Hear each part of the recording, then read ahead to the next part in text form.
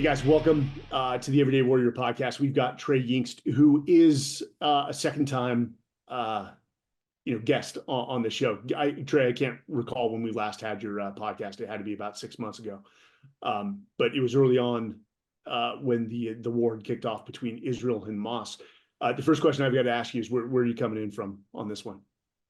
So today I'm from Tel Aviv, Israel's second largest city. Last time we were in the south, I was wearing a flak jacket near the Gaza border. So it's nice to be back in a city population. Never tell somebody they looked. You just wake up for this? Yeah, no, Yeah. no. It's been a long week. I can only imagine. How are you doing both physically and mentally? I've got to assume you're doing like 18, 20-hour days. Yeah, it's slowed down a little bit. We've got some help now, and it's tough. I mean, just the entire process has been difficult from the beginning, being in southern Israel on the morning of October 7th.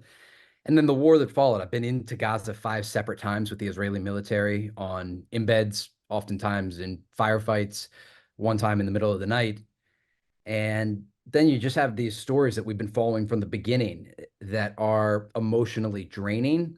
And as someone who not only does this for a job, but does this for a passion, I have trouble disconnecting from the story. And so if I'm here on the ground, I'm talking to people, I'm getting the latest information, and just the reality of war in general, but specifically this war, is that most of the updates are negative. And so it's a lot to consume, but I'm focused on the mission. We're still continuing our coverage around the clock, and we've got this new book. Is it safe to say it's an emotional roller coaster with Yeah, what you're exposed to? definitely. Because you can relate to this, but the early days of the conflict, right? Your adrenaline is pumping so much. You're going around the clock. You're seeing all this death and destruction, these bodies in front of you.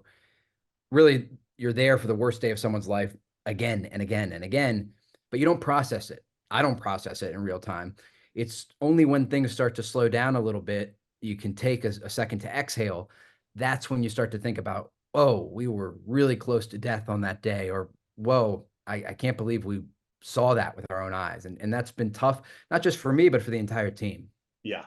And we lose sight of the fact that you've got an amazing team of, videographers with you, following you, who are exposing themselves to the same dangers. You bring up something that's funny is, slowing down is almost the worst thing that can happen at times.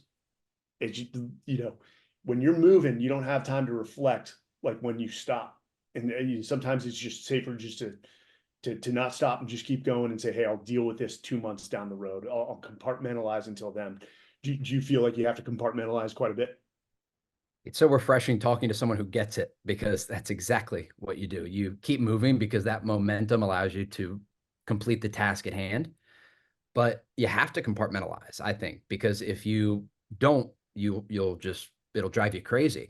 I think the challenging part for me, and I'm finding this as I feel like I'm trying to reintegrate into society, is that you almost have to train yourself to be a normal person again and to talk to people who have not been covering war for the past year. And that can be really challenging, because you realize that you've just compartmentalized your professional and personal life, but now you need to sort of dip into that other folder.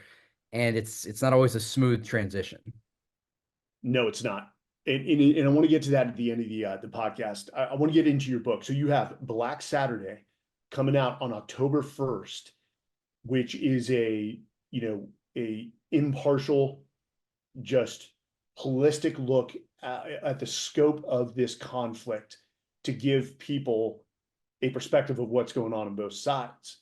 And you rarely get that from media these days. And the one thing I took for the viewers when I had you on the first time is your character shines through. Also, your drive shines through. And I want the viewers to realize, again, Trey, it's not an underestimation, is probably working 18 hours a day, and found the time over the last few months to write on the side, I'm assuming, to get this book done, which is just having written a book. It took 16 months back in the United States, really doing nothing to crank that thing out, and you've done it in less time. And that's absolutely amazing. What sort of led you to, when did you start the process? When did you realize you needed to do a book to educate Americans on this and the world? I knew days after the initial Hamas attack, we had a really unique perspective being in the middle of this attack as it unfolded. We got to southern Israel on the morning of October 7th, and there were literally people dying in front of us. I was talking to my cameraman today for a larger piece that we're doing about the 7th, and he said, look, man, there were firefights 200 meters from where we were. That gunfire wasn't just coming from the Israeli military, it was coming from Hamas. And it just was a reminder of how close we were on that morning. And so I knew right then that we had a unique personal story. And as I started to speak to the people involved, I realized, okay, I can put this together into a broader story. And I knew very early on I'd call it Black Saturday because everyone on social media, on X, was calling this day Black Saturday. It aligned with the emotions that you felt. It was truly the darkest day in Israel's history. And it was one of the darkest days of my life personally to see all that up close.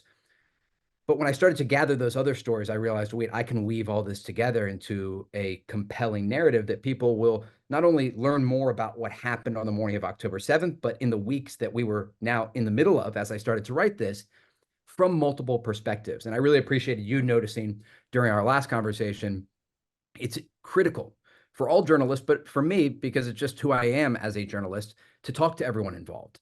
And that's why Black Saturday is truly a book like no other, because I talk not only with Israeli civilians, soldiers, police officers, hostages who were dragged into Gaza and then released as part of the November ceasefire deal. I also speak with Palestinian civilians, Palestinian doctors, Palestinian journalists to understand what that morning was like inside Gaza and what the weeks were like that followed. And if I'm not incorrect, you've also talked to or spoken to Hamas leaders as well. Yep. I spoke to Hamas leaders throughout this. And that perspective, I think, is really important to hear from in the book, right? Because as a journalist on the ground in the Middle East, as a war correspondent, everyone wants you to take a side. I have no side. The only side that I take is the side of truth. And that's why when you read this book or you look at our reports, I'm not here to make anyone believe anything. I'm not here to tell you what the right answer is. I'm here to present the facts and information, talk to everyone involved, and allow the viewer or reader to decide. And so in Black Saturday, you not only hear from senior Hamas officials, but you also hear for the first time in an exclusive sit-down interview with Israel's defense minister, Yoav Gallant. And you can look on the internet now. You won't find another print or video interview with him. It's because he hasn't talked to anyone. He's done a few briefings off camera, but he's not sat down with anyone for an interview. And the reason that I have this access from senior Hamas leadership to senior Israeli leadership, it's all based on one thing. It's based on trust, because I don't tell these guys I'm going to make them look good. I tell them that I'm going to tell the truth, and they believe that they can share the information that they have with me and that I'll present it in an accurate and fair way. Truth and trust are interesting concepts. I had an opportunity to sit down with former Secretary of State Schultz, and he said a line that stuck with me. He said, trust is the coin of the realm, not monetary, not anything else. It's trust. And you've been recognized as one of, and I'll say the best sort of wartime reporter. I mean, you're also Forbes 30 under 30. You're only 31 years old. You've accomplished so much. With media today, it seems like it's so polarized. It's one direction or the other. I mean, were you specifically with this book? Did you see it as an opportunity to just be impartial and give the facts?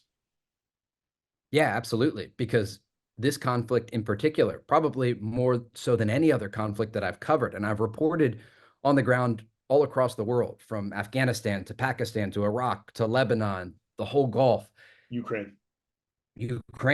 right? Like I start to lose the list, right? And I spent almost 200 days in Ukraine on the front lines, often in the East and in the South. I interviewed Zelensky on the 1-year anniversary of the war. This conflict, though, right now that's unfolding before our eyes in the Middle East, I think is the most divisive. Mm-hmm. Everyone wants to have a side. They lose empathy. They lack empathy for others.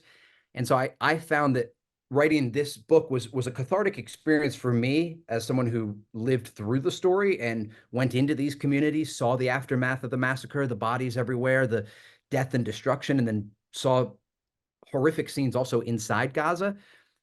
It was not just that. I think it was an opportunity to present the facts, to present the human experience for Israelis and Palestinians. And my hope is that when people finish the book, they may not like that I talked to Hamas officials, or they may not like that I spoke with Israeli soldiers, depending on where they come from. But my hope is that they will finish the book and that they will say, I learned something. And you know what? There is some motivation behind the actions that are being taken by the other side. I may not agree with them, I may not support them, but I'm starting to understand that as a human, they're taking action for a reason. So I've got to ask you, one, it's become a divisive topic, not only within the United States, but across the world. And you are right, people are taking one side or the other. And I probably fall into that camp. And at one point I was on Fox, I said, I'm empathetic, not sympathetic to the Palestinian people. So I've got to ask a question. You've talked to a lot of Palestinians in Gaza. Do they feel regret for what Hamas did? Almost like, they had no vote in the decision. It's just like, goddamn Hamas. Why did they do this? And now we're suffering the consequences.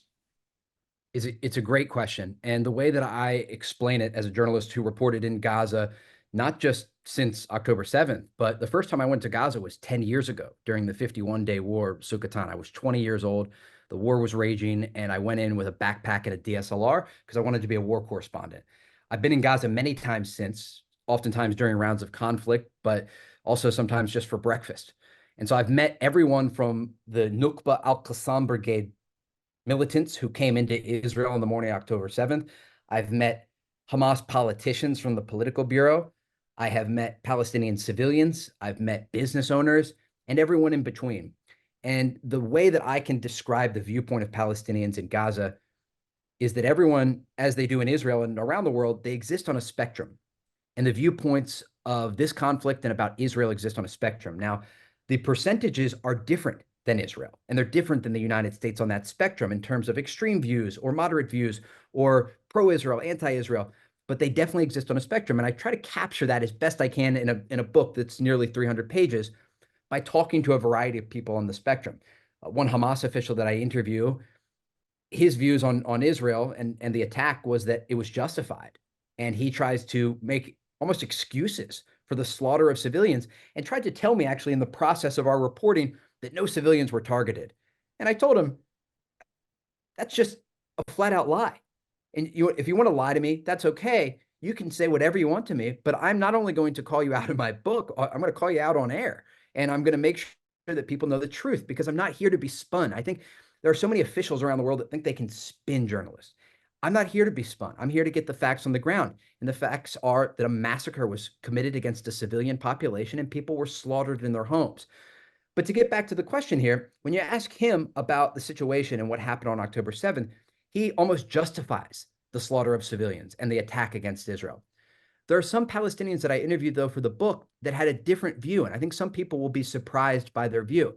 There's one man, his name is Dr. Raed Mosa, and he's an eye doctor, and he worked for UNRWA, actually, an organization that's quite controversial given the fact that some of its members were in Israel on the morning of October 7th. But he was sad about October 7th. And I asked him, what did you do on that day? And he said, I reached out to my friends in Israel and I asked them if they were okay. And I said, well, how do you have friends in Israel? And he had studied in Tel Aviv.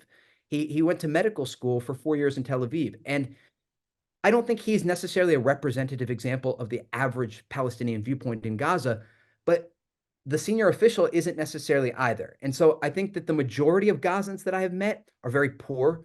They are trying to get by. They're trying to keep their families alive. They don't necessarily like Israel, but they wish that the situation didn't happen from a standpoint of their homes are now destroyed and disease is spreading and they're struggling. There are also Palestinians who wish their only mission in life would be to kill Israelis, to kill Jews. And that's a really hard thing to explain to the reader, and it's hard thing to explain to the viewer. But I also think that nuance is part of my job as a war correspondent to capture those different stories. And then also when I can give numbers, right? Because there is a reality on the ground about numbers. The majority of Palestinians support Hamas. And that is something that's averaged from the West Bank and from Gaza. The current number right now from the latest that I've seen is about 40% in Gaza. The number has slightly gone down given the fact that some people are realizing this attack harmed Gaza for decades. There are thousands of people that are dead now. The infrastructure of Gaza is totally destroyed and there's no end in sight. And so the bottom line is we have to remember the Palestinian people to run Gaza. The support of the October 7th massacre exists on a spectrum. Even the people who committed the massacre, and that's another thing that, and I'm very passionate about this topic. But not interesting. into Israel on October 7th. Some of them went into homes and slaughtered civilians. Others went straight to military bases and engaged soldiers. And others came around to loot. Some came around to take pictures on their phones and look around. It's part of my job as a journalist to give you all that information, and then you can decide, as the viewer or the reader, what you think about it.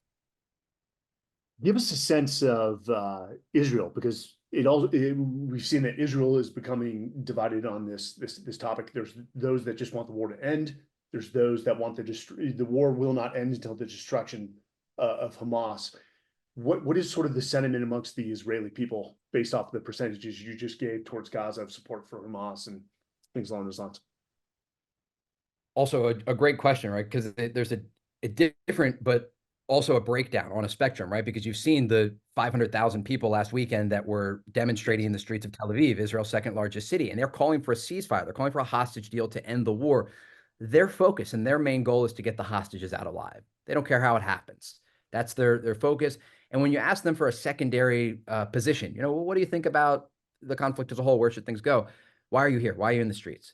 And they say, well, the second reason I'm in the streets, and I heard this from many people, is to support the families of the hostages that are still inside Gaza.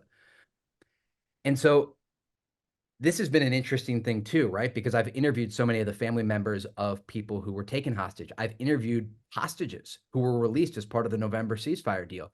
And even their views exist on a spectrum. One woman that I interviewed, I said, how do you feel about Palestinians after this? How do you feel about the people of Gaza after what happened? And she said, they shouldn't be blamed for the actions of Hamas. And I said, I mean, you were taken hostage. This is your viewpoint? She said, look, what happened to me was horrible, but I don't think that we should turn around and make it our aim to hate. We shouldn't meet hate with hate. And when you hear that as a journalist, you're like, whoa. I mean, like, how can someone who's endured truly hell on earth come out with some level of positivity? But this one particular woman, she said, I'm going to make it my life's mission to have people understand what happened to us, but not to hate. And I thought that was really powerful. Again, when we talk about the current spectrum in Israel, the main disagreement right now has to do with if the war should continue and what that should look like. So the people in the Likud party, let's say 30 to 40% of the population, those who support Israeli Prime Minister Benjamin Netanyahu, they believe that the war should continue until Hamas is completely destroyed. And that could mean risking the lives of hostages. Now, Israel's defense minister, Yoav Gallant, and just 48 hours ago, I was in his office in the Kiryat, Israel's version of the Pentagon, asking him these very questions.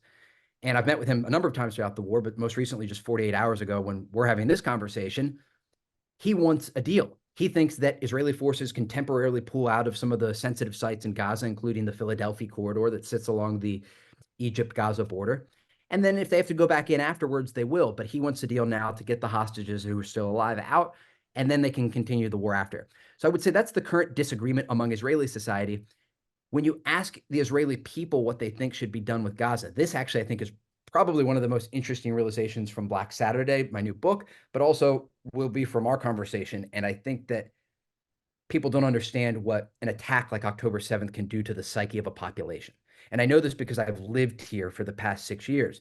And I know I have friends who are in the army, who are in reserves in Miluim, and people who I previously would have put in the folder of moderate. Even some of the people I would have put in the folder of left for Israel, who are closer to peace activists, a solution that emboldens Palestinians and gives them more rights and statehood. People who were in that camp after the massacre that took place, after they saw what happened, and they saw when hostages were taken back into Gaza and there were civilians in the streets of Gaza cheering, that those images and that attack changed their psyche in a way that I couldn't, had you asked me on October 6th about this concept, I would not have been able to vocalize it. But I saw it in a way, and I asked a few friends about it that I'm close with, because you know this, like when there's guys who you've been around with and you feel more comfortable with, you can ask them in a more personal way, like, why did your views change on this? And one of my friends said to me, he said, if it's going to be us or them, it's going to be them. Mm. And you, as a journalist, you hear that and you start to understand. You don't have to experience that on scene for that to formulate your perspective. I mean, again, I said this on the news. When this broke out, I said I have a long-term memory. And one of my memories from TV, news, media, was the Palestinians celebrating in the streets on 9/11. And that formulated my view. If I put them in this camp, it's us versus them, period. And they give the tacit support to Hamas. You've lived through not only the Israel-Hamas conflict, but also the conflict with Iran and the attacks. To what degree, I mean, in the book, do you go into the, let's call it the Iranian sort of debacle, and how they are the impetus or the cause of a lot of the funding to Hamas, to Hezbollah? Do you go heavy into Iran at all in the book? Yeah, I do. I talk about Iran quite significantly in the context of the support and funding for Hamas and Islamic Jihad, and also Hezbollah, who's been directly involved in this fight. Literally, as we are speaking, I have had to put on Do Not Disturb on my phone and my computer because I was getting alerts of rockets coming into the north. Gives you a sense of how active this story is, and I've reported on that story extensively as well from both sides of the border. We've reported in Beirut. I've also reported in the north of Israel. I mean, I think that when you step back and you look at Iran's role in all of this, you have to look at the things that they're saying and take them at face value, right? It's not actually so hard. And I think a lot of people want to believe that Iran is playing 4D chess, and they're not. They're saying they want to destroy Israel, and they're currently trying to develop a nuclear weapon that they could use to do so. And they are openly funding and supporting their proxies across the region. And so I was here when Iran launched that ballistic and cruise missile attack. I was watching Israel's aero defense system intercept these incoming missiles overhead. I wasn't in a shelter. I was watching from a balcony because that's what we do as war correspondents. But when that happened, it changed the calculation for Israel, because Israel understood that Iran is no longer afraid to attack from their own soil. But it was also a reminder to the world, and I talked about this on Fox quite a bit during that time, that Iran doesn't just have to attack from their soil to put pressure on Israel. Hamas and Islamic Jihad officials have told me that they receive funding and support from the Iranian regime. We have that on camera from 2019, 2018. This isn't new. If you look back at some of my reports and you look at the Chiron below from 2019, I'm talking about this. Back then, just no one really took it so seriously. I took it seriously because it's the information I was getting in real time, but now it's starting to align for a lot of people. So you have Hamas and Islamic Jihad inside Gaza. And then you also have Hamas and Islamic Jihad offshoots in the West Bank, in places like Jenin, Nablus, Tulkarm, all of these cities that are very, very close to Israel, sometimes just a few hundred feet from Israeli towns or borders. But then you have Hezbollah, an organization that some estimates say have 150,000 rockets and missiles all aimed at Israel, some of them precision guided because those components were smuggled through Syria after an Iranian plane landed in Damascus or Aleppo and then made their way into southern Lebanon. So you have that threat, which is their largest proxy in the region. So there's three. Then we've got a fourth threat, the Houthis in Yemen. And people say, well, it's Yemen. I was in Tel Aviv when a Houthi drone slammed into the center of the city. I heard the explosion, ran downstairs in the middle of the night and to the site at the aftermath, and a person was killed there, and many people were injured. And it almost hit the U.S. embassy branch in Tel Aviv. It was literally 1 block away, that Houthi drone. Then you also have Iran-backed Iraqi and Syrian Shia militias. And then you have Iran itself. And so the tentacles, as has been described to me before, of the Iranian octopus, and this is not my words, these are the words of officials who describe what Iran is doing in the region, they reach very far. And it's part of the reason Israel has gone above and beyond to send a message to Iran. They hit right next to their consulate in Syria. They killed a top Hezbollah commander who had met often with Iranian officials in Tehran. And Ismail Haniyeh, while they won't go on the record, the leader of Hamas, happened to die in an explosion at the inauguration ceremony while he was in a guest house of Masoud Pezeshkian, the man who replaced the Iranian president who was killed in a helicopter crash. And so Israel is fighting Iran on multiple fronts as we speak. And literally as we speak, it is unfolding. Those rocket alerts come in, and it is an ongoing thing that will one day have to stop, according to Israeli officials. And that's sort of the next question in all of this. Will there be a larger war between Israel and Hezbollah in Lebanon? And what will that look like? So I've got to ask you, this was shocking to me, and I'm interested if it was Israel's inability to control the narrative, the amount of anti-Semitism that has sort of come to the forefront, not only in the United States but across the world. Did you expect that? Is this Israel not controlling the narrative of the war and in media? Because I found it excruciatingly shocking. I didn't know there was that much anti-Semitism in the world. I think Israeli officials expected this to happen, and in private conversations have expressed frustration with the Israeli messaging about the war. And I think that's playing out on the streets of the United States. We see it with these campus protests.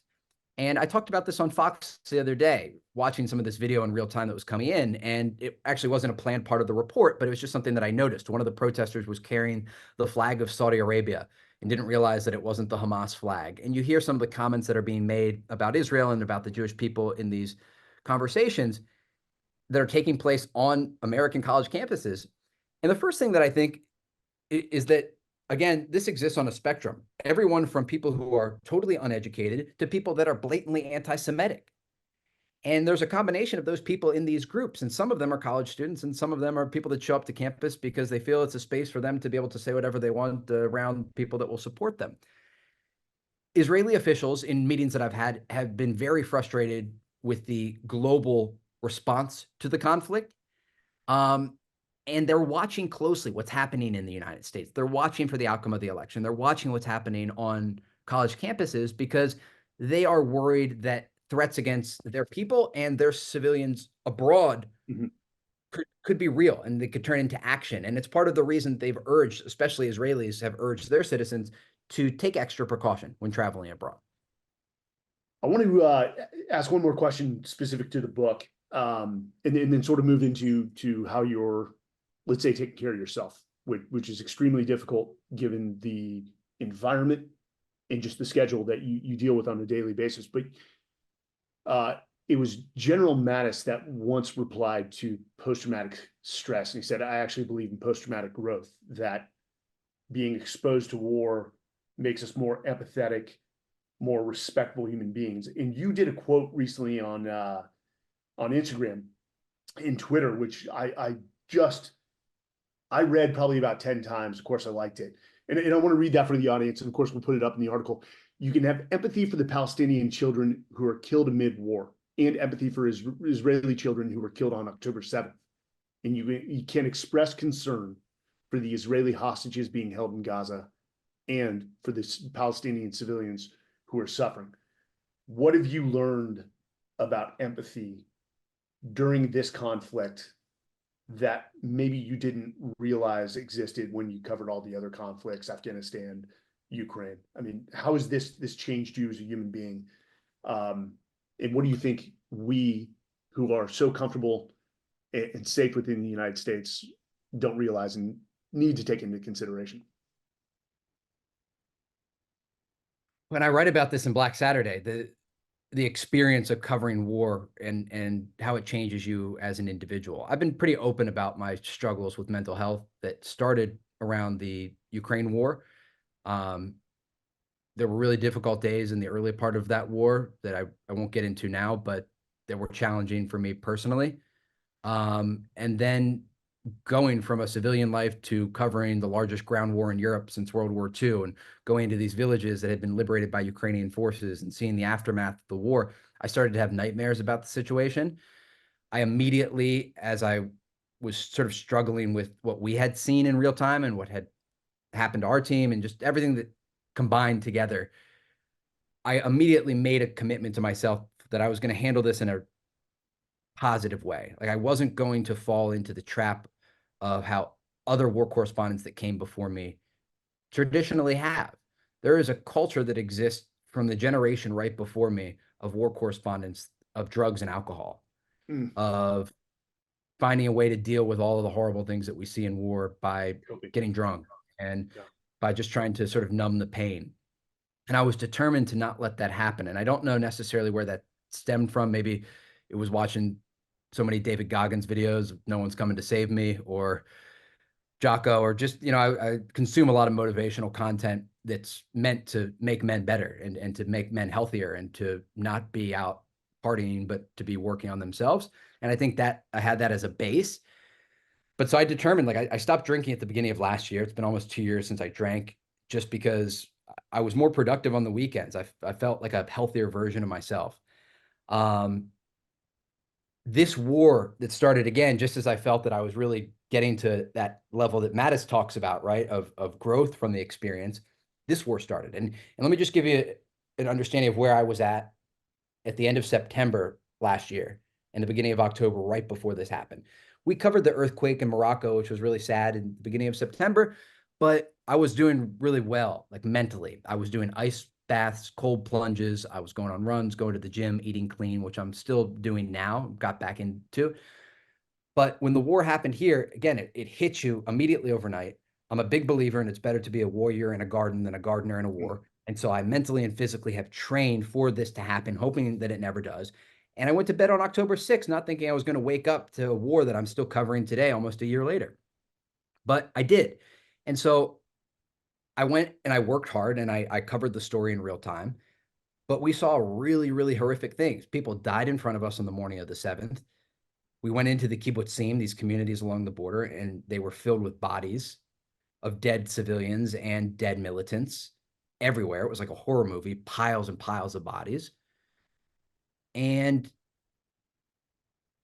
I knew then, and this is very vulnerable, but it's just like you're someone that I look up to a lot and I trust. And it's just I knew then I had to make a decision that I am going to keep the fundamentals of journalism that I have learned to be the best objective, clear-headed foreign correspondent that there is today, to be the best in the world. And to do that, I couldn't let my emotions consume me, because it would have been really easy to see all of that and say, that's it. I just feel this way and I'm gonna report in this way. No, I am an old school objective journalist. I report in the shoes of Cronkite, of Murrow, of the people who did it right, who went to the war zones and gathered the information and brought it back to the audience. And I'm going to keep doing that.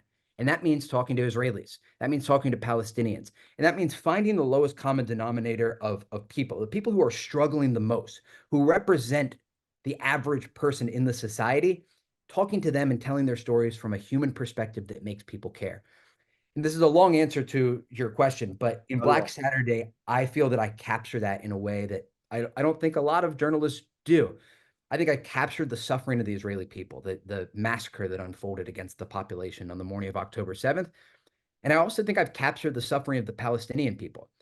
Israel's war in response to that massacre has left thousands of civilians dead. They have also killed thousands of Hamas militants and Islamic Jihad militants, gunmen who have engaged them inside Gaza.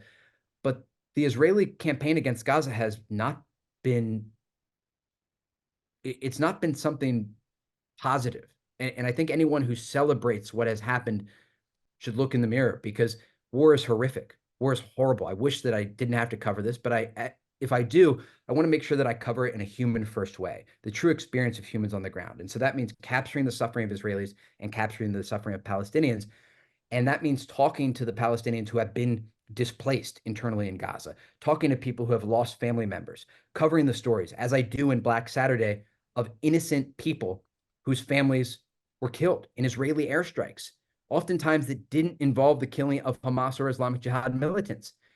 And it's part of my role as a journalist, as I tell these stories, to hold everyone accountable, to hold Hamas accountable for this massacre that took place against civilians, but also to hold Israelis accountable, to hold Israeli officials accountable for the airstrikes that they conduct inside Gaza, because that is my role as a journalist, to be an objective observer, to hold those in power accountable on all sides of conflict.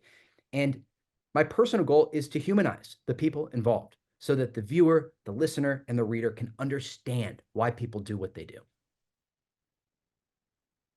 You are in the thick of it now. And we talked about compartmentalization earlier in this conversation. There still has to be an element of that while you're over there covering this. But what are you doing differently now versus Afghanistan or Ukraine and covering those conflicts to sort of dampen or stay ahead of the mental and spiritual trauma that you are encountering, so that you just don't, let's say, you're not a total and complete mess at the end of this? Was writing this book part Yeah. of that process? Are you speaking to a Yeah, right. therapist? Yeah, right. Writing Black Saturday was really cathartic for me. It was an opportunity to get my story out on paper and also do what motivates me, which is get the stories of other people out on paper. The majority of the book is not about me. It's about the people who were most affected by this conflict. Because look, I'm a TV journalist. I'm on TV. People know who I am. They follow me on social media. But I don't want this story to be about me. I'm a part of this story because I covered it, and I hope that my role in this story is someone who is trusted to go there and get the facts. And I do think that I can play a role in Black Saturday in the book that I wrote about this, but also in my role as a journalist to be able to go to the places that other people won't go and tell the stories that other people won't tell. But in terms of getting ahead of that, I knew that this was going to be tough to process, to think through. And so having good habits to fall back on, I think it's critical. And this is what I had in place, right? So I immediately, when I had the chance and we had a more regular schedule and we could get food, because in the early days of the conflict, we weren't eating on a regular basis. We weren't sleeping on a regular basis. But now I try to eat really clean. I go to the gym almost on a daily basis and I go for runs. And for me, there's just something about running. I don't actually like to run. I don't think that I am a skillful runner from a technique perspective. And I don't know that I have the discipline when I run that I have in other parts of my life to pace myself. But sometimes if I'm feeling overwhelmed or I'm thinking about October 7th or what's happening to the people of Gaza, or I'm just consumed by my thoughts, if I get really down, rather than going out and having a couple beers, especially on a weekend, because it's tempting because my friends are going out in Tel Aviv. It's a city that's known for nightlife. I look in the mirror, I say, let's go. And my initial thought is, I don't want to go run 10K. And when I have that thought, and again, I think this just goes back to watching Alex Hermosi or David Goggins or Jocko, like when I have that thought, I'm like, oh, good, good, good. You're feeling weak. Now you're running 15K. Like, and that internal dialogue, I think has really, really helped me because it is a mentality thing. And it's like, I am not going to feel sorry for myself. I'm going to stay focused on the mission. And I think in terms of getting ahead of it, like if you just look at the background of my phone, the background of my phone right now says your goals, and in the middle it's discipline and accomplishments. And I think that can be applied to anything in life. And that's what I do. You know, discipline is just a framework. That's Yeah. all it is. And it sounds like you've established that. Fortunately for you, you had established that prior to October 7th. And that's probably the saving grace. I've got to ask two fun questions. One Sure. very selfish of me, but where does a relationship fall in on this? Is there a partner somewhere or a relationship, or is it just you are so thick into your career right now that there's just no place for that? Right now, there's not. I've had girlfriends since I've had this job. I've dated Israelis, I've dated Palestinians. I write about that in Black Saturday as well. Um, but right now, I'm in like a chapter of my life that feels quite isolating. Yeah. Um, but also a chapter where I feel like I'm growing in a very rapid way because like I know what I want to do.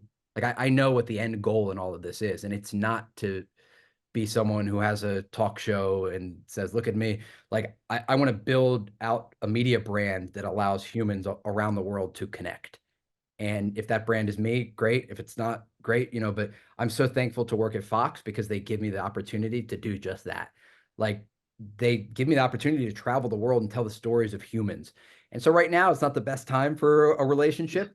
Eventually down the road, it would be nice to have a girlfriend, have a partner, because this can get very lonely, this job. But right now I'm just like, I feel like I'm in the thick of what I want to do.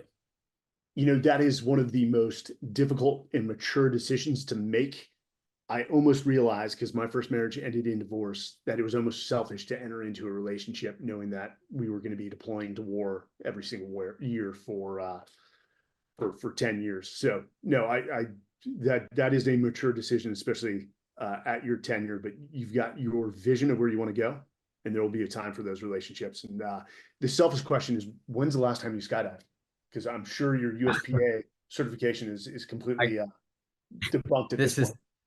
It's totally debunked. I'm gonna have to retake the not even the refresher course, probably the initial course. But it's been a while. Good. Well, guys, you got to check this out. October 1st.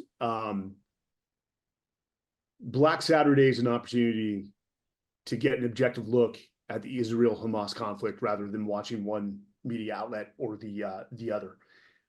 And we are sort of stunted by who we watch and which media outlet we follow. So, Trey, I commend you, man. I'm still shocked that you found the time to produce a 300-page, novel on the current conflict. And my hat's off to you, man. Accolades on doing that, given the schedule that you keep. Well, Mike, thank you, and thank you for your interest in my work from the beginning of this. I've always appreciated our conversations because it's refreshing to talk to someone who understands. And most importantly, best wishes and stay safe to both you and your crew out there, and come home. Thank you, Mike. All right, guys. Thanks. That's been another episode of the Everyday Warrior podcast. We look forward to seeing you again.